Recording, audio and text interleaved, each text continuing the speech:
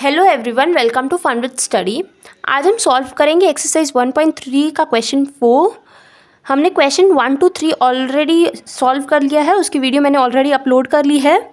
Question 4 is right 5 pairs of integers a and b such that a divided by b is -3. One such pair is 6 and -2 because 6 divided by -2 is -3. इस question का मतलब क्या है? देखो, right 5 pairs of integers, हमें 5 pairs बताने हैं integers के। पेयर्स मतलब जिसका 2 होते हैं, जैसे a and b, वैसे हाँ। Such that a divide by b, मतलब अगर हम a को b से डिवाइड करते हैं तो आंसर -3 आना चाहिए। एक पेयर इन्होंने दे रखा है 6 एंड -2। 6 डिवाइड बाई -2 करेंगे, जैसे क्या बताया, a डिवाइड बाय b होना चाहिए -3। One example is 6 divide by -2। Okay, -2 है तो ये माइनस न्यूमरेटर का ऊपर चला जाता है, मैंने आपको बताया पहले। सो -6 डिवाइड बाय 2 इज 2 की टेबल में 6 3 टाइम्स आता है, और माइनस प्लस क्या होता है, minus. 1 pair is already given, so हमें बाकी 5 पेयर्स ढूंढने हैं और आंसर क्या आना चाहिए, -3। सो देखो, 3 कब आएगा आंसर, जब वो 3 की मल्टीपल में होगा। जैसे 3 2s are 6, हाँ 3 3s are 9 होता है। सो हम 9 को 3 से डिवाइड करेंगे तो 3 आएगा। ओके, और हमें क्या चाहिए, -3। सो आपकी मर्ज़ी, आप माइनस या तो न्यूमरेटर में लगा लो या डिनोमिनेटर में लगा लो। एक जगह माइनस होगा, एक प्लस होगा तो आंसर माइनस हो जाएगा। जैसे -9 divide by 3, minus plus is minus. So 1 pair is -9, 3। Okay, एक पेयर ये है। नेक्स्ट पेयर 3 की टेबल में 6 आता है। ओके, ये 3 की मल्टीपल्स है। 3 2s are 6, 3 3s are 9, 3 4s are 12। Okay, सो 12 को हम किससे डिवाइड करेंगे कि आंसर 3 आए? पहले देखो, 12 को किससे डिवाइड करेंगे आंसर 3 आए? 4 से। ओके, और आपको एक माइनस लगाना है, तभी आंसर माइनस में आएगा। सो अब या तो यहाँ माइनस लगा सकते हैं या यहाँ माइनस लगा सकते हैं, कोई एक जगह लगाओगे। Okay, so 1 pair is -12, 4। अब देखो, 3 की टेबल में 12 आता है, फिर क्या आता है, 15। सो 15 को हम किस नंबर से डिवाइड करेंगे कि आंसर 3 आए? 15 divide by 5। Okay, 15 divide by 5 is 3, और हमें चाहिए -3। सो हम न्यूमरेटर या डिनोमिनेटर कोई एक जगह में माइनस लगा लेंगे। So answer will be -15 and 5। ये ऐसे पेयर से अगर हम इसको डिवाइड करेंगे, जैसे देखो, -9 divide by 3, 3 3s are 9, answer will be -3। 4 3s are 12, answer will be -3। 5 3s are 15, answer will be -3। ऐसे और क्या आता है, देखो 3 की टेबल में 3 2s are 6, 3 3s are 9, 3 4s are 12, 3 5s are 15, 3 6s are 18। सो 18 को हम किस नंबर से डिवाइड करेंगे कि हमारा आंसर -3 आए? Divide by 6। ओके, और हमें एक माइनस चाहिए। So minus plus will be minus. 1 pair is 18, -18, 6। Okay, देखो 6 की टेबल में 18 3 टाइम्स आता है, and we need 1 more pair. So what will be the next pair? 3 7s are 21। सो 21 को हम किस नंबर से डिवाइड करेंगे कि हमारा आंसर 3 आए? 7 से, एंड वी नीड -3। सो हम न्यूमरेटर या डिनोमिनेटर कोई एक जगह माइनस लगा लेंगे।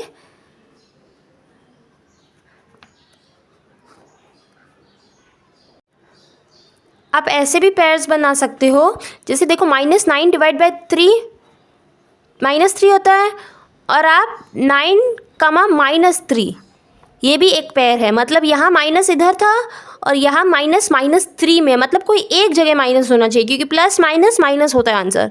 आप ऐसे भी पेयर बना सकते हो, जैसे मैंने बताया 12, -4। ओके, यहाँ -12 था और एक यहाँ -4 है। सो ऐसे आपको 5 पेयर्स फाइंड करने हैं। So we have completed question 4. Now we will solve question 5. Question 5. The temperature at 12 noon was 10 degree Celsius above zero. Temperature 12 नून का मतलब दोपहर में टेम्परेचर था 10 degree Celsius above zero. Zero से ऊपर जो टेम्परेचर होता है उसे कहेंगे +10। हाँ, मतलब ज़ीरो से ऊपर है मतलब +10 है। इफ़ इट डिक्रीजेज मतलब कम होता है at the rate of 2 degree Celsius per hour, मतलब 1 घंटे में 2 डिग्री सेल्सियस कम होता है। अनटिल मिडनाइट मतलब रात के 12 बजे। At what time would the temperature be 8 degree Celsius below zero. So आपको बताना है कि 8 डिग्री सेल्सियस बिलो ज़ीरो, देखो अबव ज़ीरो मैंने बताया प्लस होता है, हाँ +10 था। अब यह बिलो ज़ीरो मतलब -8 डिग्री सेल्सियस, तो आपको बताना है कि -8 डिग्री सेल्सियस कितने बजे होगा। What would be the temperature at midnight, रात के 12 बजे का क्या टेम्परेचर होगा। ओके, सो देखो 12 नून टेम्परेचर है 10 डिग्री सेल्सियस अबव ज़ीरो मतलब +10 है, ठीक है। मतलब यहाँ पर है कितने बजे, 12 बजे। हाँ, और क्या हो रहा है, 2 डिग्री सेल्सियस डिक्रीज़ हो रहा है इंक्रीज़ हो रहा है, डिक्रीज़ हो रहा है मतलब कम हो रहा है। तो कम हो रहा है मतलब लेफ़्ट साइड में कम होगा। ओके, सो हमें 2 डिग्री सेल्सियस कम करने हैं।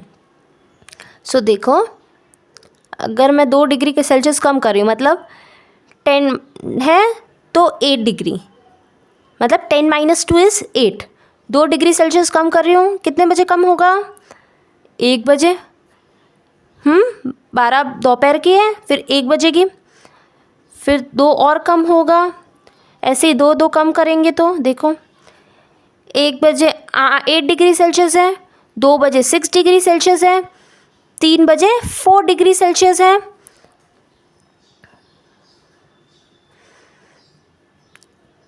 4 बजे 2 डिग्री सेल्सियस है, 5 बजे 0 डिग्री सेल्सियस है।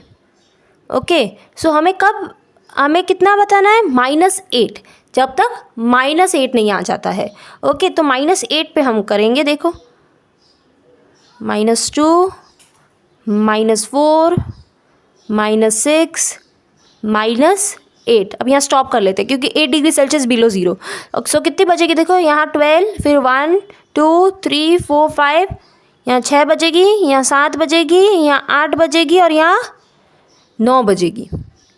ओके, मतलब 9 o'clock टेम्परेचर क्या होगा, -8 डिग्री सेल्सियस। ओके, सो इसको कैसे करके बताएंगे। At 12 noon temperature was 10 degree Celsius. Okay, at 1 PM क्या रहेगा temperature, 1 PM 10 - 2 is 8 degree Celsius. Okay, at 2 PM 8 degree Celsius -2 degree Celsius करेंगे तो कितना होगा, 6 डिग्री सेल्सियस। हाँ, 2 बजे 6 डिग्री रहेगा। जब तक -8 नहीं आ जाता था तब तक हमें ऐसे करना है। 6 - 2 इज़ 4 डिग्री सेल्सियस। 4 बजे क्या रहेगा, 4 में से 2 डिग्री सेल्सियस कम करेंगे तो 2 डिग्री सेल्सियस। 2 डिग्री सेल्सियस में से 2 डिग्री सेल्सियस कम करेंगे तो 0 डिग्री हो जाएगा। 0 में 2 डिग्री सेल्सियस कम करेंगे तो 0 - 2 हो जाएगा -2 डिग्री सेल्सियस। 7 बजे -2 में -2 में हम और -2 करेंगे तो हो जाएगा -4 डिग्री सेल्सियस। देखो -2 है उसमें हमें -2 सब में कर रहे हैं हम, देखो -2 वैसे इसमें अगर -2 करेंगे तो -4 डिग्री सेल्सियस आ जाएगा। -4 में और -2 करेंगे तो -6, -6 में और -2 करेंगे तो हो जाएगा -8 degree Celsius. So 8 degree Celsius कब आ रहा है, at what time, at 9 PM।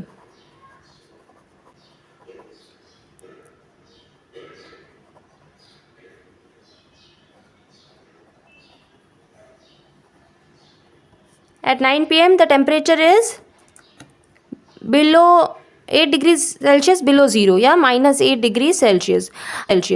अब देखो एक और क्वेश्चन पूछा गया है, what would be the temperature at mid night. Mid night मतलब रात के 12 बजे क्या टेम्परेचर रहेगा। सो देखो 9 PM तक हमने फाइंड कर लिया है।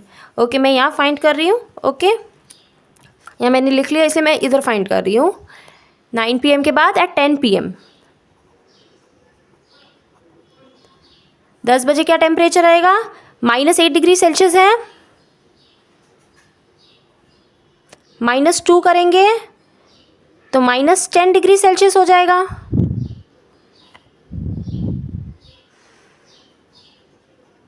एट 11 PM -10 में -2 और करेंगे तो -12 हो जाएगा। एट 12 मिडनाइट, हमें 12 मिडनाइट का ही फाइंड करना है। -12 में -2 और करेंगे तो -14 डिग्री सेल्सियस होगा। ओके सो देखो इसमें 2 क्वेश्चंस पूछे थे, 2 पूछे थे। सबसे पहले -8 डिग्री सेल्सियस कब आता है, तो -8 डिग्री सेल्सियस रात के 9 बजे होगा। और फिर नेक्स्ट क्वेश्चन है कि रात के 12 बजे 12 मिडनाइट को क्या टेम्परेचर रहेगा। सो हमने 12 मिडनाइट तक का फाइंड किया। At 12 midnight the temperature will be -14 degree Celsius.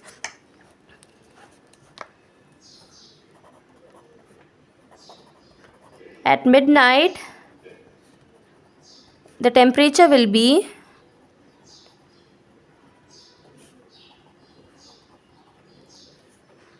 -14 degree Celsius. या माइनस लिखना मत भूलना, हाँ।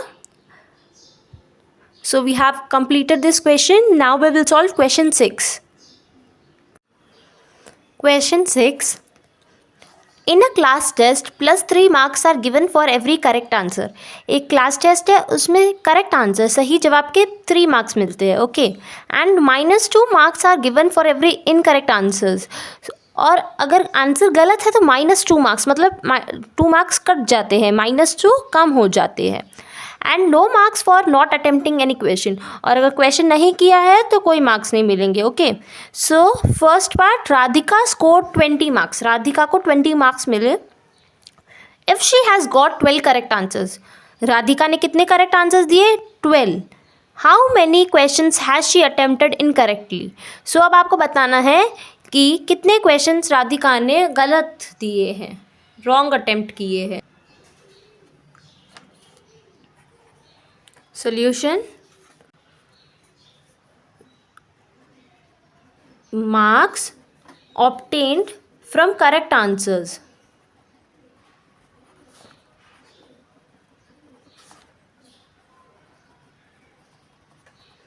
पहले आप ये बताओ कि कितने आंसर्स करेक्ट किए हैं राधिका ने। राधिका ने 12 आंसर्स करेक्ट किए हैं। ओके सो 12 मल्टीप्लाई बाय, एक सही आंसर के कितने मार्क्स हैं, 3 मार्क्स। सो 12 सही आंसर्स के, 12 करेक्ट आंसर्स के कितने मार्क्स मिलेंगे, 36। हाँ फिर से बताती हूँ, करेक्ट आंसर्स के 3 मार्क्स हैं। सो कितने सही आंसर दिए हैं, 12 मल्टीप्लाई बाय 3 इज 36। ओके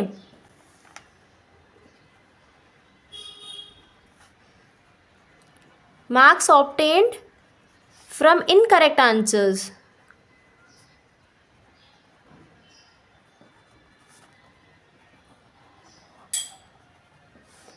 कितने इनकरेक्ट आंसर्स है, कितने गलत है, ये बताया नहीं है। ओके सो ये क्वेश्चन पूछा है कि कितने गलत है। सो मार्क्स कितने मिले होंगे, देखो राधिका को कितने मार्क्स है, 20 मार्क्स आए, उसमें से 36 सही थे।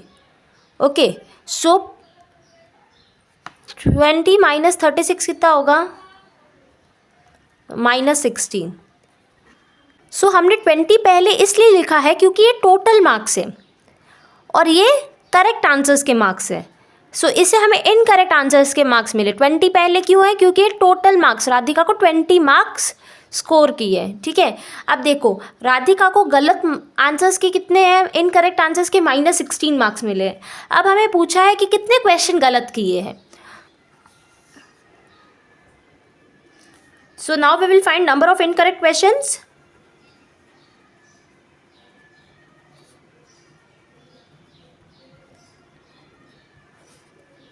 मार्क्स कितने मिले हैं इनकरेक्ट के लिए? -16।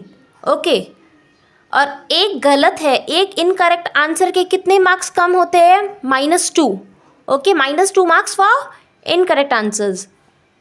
-2 -16 इनकरेक्ट आंसर्स के मार्क्स हैं और एक गलत क्वेश्चन के -2 है। So what is 16 divide by 2? 8।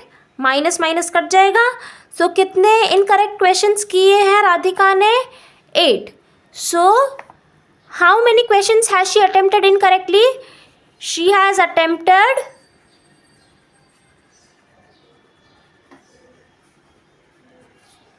8 questions incorrectly.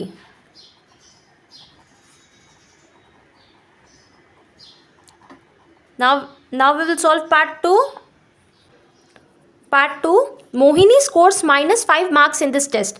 So same test में मोहिनी को -5 marks मिले हैं, though she has got 7 correct answers. जबकि मोहिनी ने 7 correct answers दिए, फिर भी मार्क्स कितने हैं? -5. How many questions has she attempted incorrectly? तो आपको बताना है कि कितने आंसर्स मोहिनी ने गलत दिए हैं। So first will write marks obtained from correct answers. कितने मार्क्स मिले हैं करेक्ट आंसर्स के लिए? कितने करेक्ट आंसर्स है? 7. For 1 correct answer 3 marks are given. So for 7 correct answers, how many marks will be given? 7 3s are 21 marks. Okay, 21 marks मिलने चाहिए correct answers के लिए।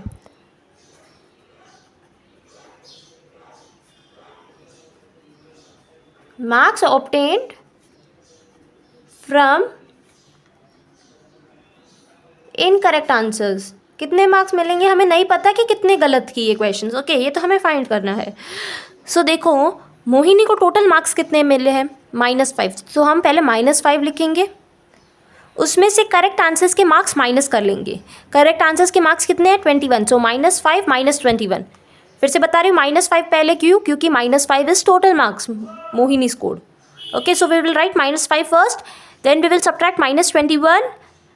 So minus will be plus. So 5 + 21 will be 26 and greater number sign. So -21 बड़ा, इसलिए हम -26 लिखेंगे, minus sign लगाएंगे। सो अब आप देखो मार्क्स कितने इनकरेक्ट आंसर्स के मिले हैं? -26। अब आपको बताना है कि नंबर ऑफ इनकरेक्ट क्वेश्चंस, कितने क्वेश्चंस गलत किए हैं।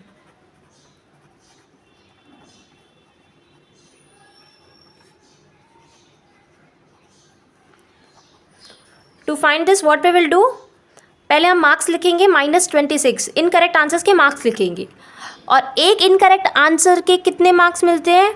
-2। ओके, सो 2 की टेबल में 26, जब आप डिवाइड करोगे तो आंसर आएगा 13। Okay, 26 divide by 2 is 13, minus minus cut जाएगा, प्लस हो जाएगा। So how many answers she has attempted incorrectly? 13। Okay, मतलब 13 रॉन्ग दिए हैं आंसर्स और 7 करेक्ट दिए थे।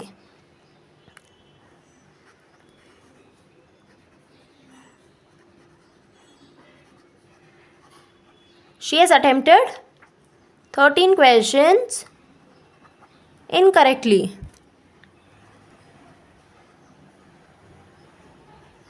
So we have completed question 6. Now we will solve question 7.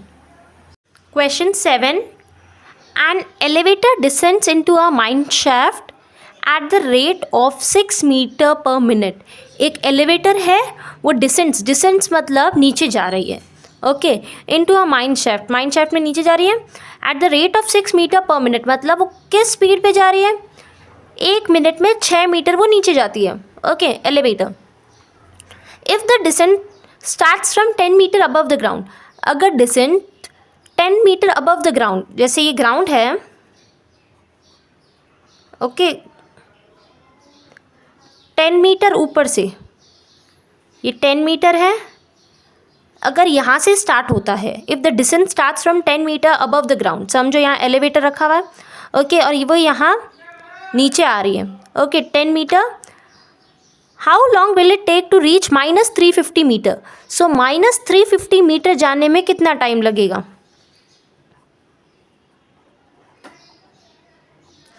देखो ये ग्राउंड है, ग्राउंड के ऊपर 10 मीटर से शुरू होगी और ग्राउंड के नीचे कितना जाना है, -350 मीटर। सो अब ये पूछा है कि यहाँ तक आने में कितना टाइम लगेगा। Okay, so first initial height कितनी है। शुरुआत में एलिवेटर कहाँ पर है, 10 मीटर में। फाइनल डेप्थ नीचे कितना जाना है एलिवेटर को, -350 metre. Okay, total distance to be descended, total कितना नीचे जाना है। देखो सबसे पहले एलिवेटर यहाँ पर है तो एलिवेटर को पहले ये नीचे आना है। Okay, so this will be -10, क्योंकि एलिवेटर नीचे आएगा 10 मीटर तो -10 होगा, प्लस एलिवेटर को -350 और नीचे आना है। मतलब एलिवेटर को ये भी कवर करना है, ये भी डिस्टेंस कवर करना है, मतलब यहाँ भी नीचे आना है, यहाँ भी, तो हम दोनों को ऐड कर रहे हैं, मतलब टोटल एलिवेटर को कितना नीचे आना है। ओके, व्हाट -10 प्लस माइनस क्या हो जाएगा, -350, माइनस हो जाता है प्लस, 10 + 350 इज 360 और ग्रेटर नंबर साइन दोनों माइनस ही है, -360 मीटर, मतलब एलिवेटर को -360 मीटर नीचे आना है। ओके, नाउ हमें क्या फाइंड करना है, how long will it take to reach -350 metre. -350 metre नीचे आने में कितना टाइम लगेगा।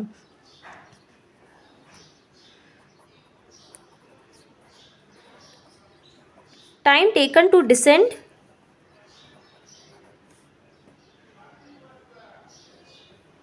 6 metre.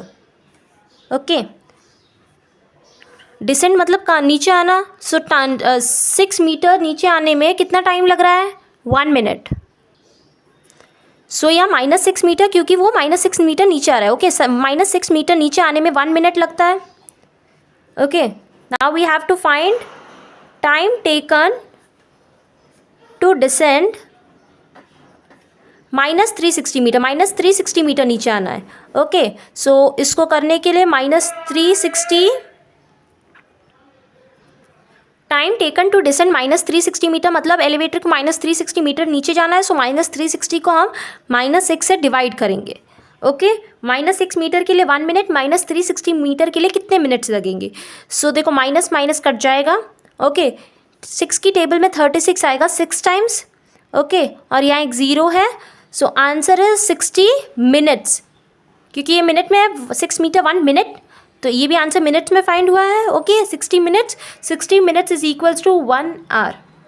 So how long will it take to reach -350 metre. यहाँ तक -350 मीटर तक आने के लिए कितनी देर लगेगी, 60 मिनट्स, दैट इज़ 1 आवर।